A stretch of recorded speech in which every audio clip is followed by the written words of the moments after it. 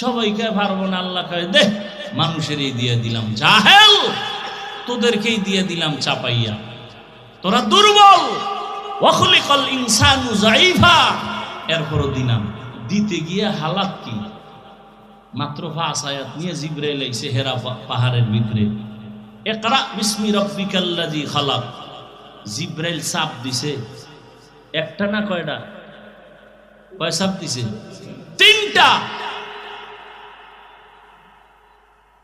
রেশমি কাপুরে আয়াতগুলো লেখা জিবরাইল ধরছে আর বলে ইকরা। নবী বলে মা আনা বিকারিন, আমি পড়তে জানি না।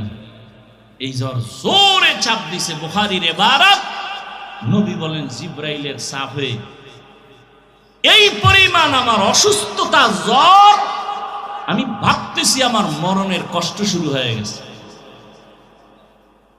মাত্র কয় আয়াত?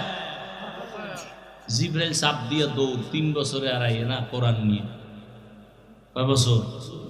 3 বছর পরে আবার লই আইছে। ইয়া আইয়ুহাল মুদ্দাসসির কুম ফাআনজির ওয়া রাব্বাকা ফাকাব্বির ওয়া সিয়াবাকা ফাতাহহির।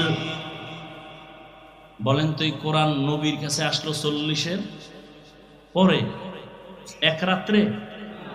কতদিন? বলেন বলেন, সবাই বলেন।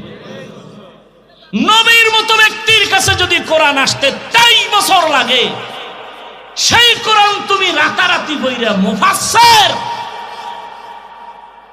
রাতারাতি বইরা তুমি তাফসীর করো না। মুফাসসির লিখতে ভিজিট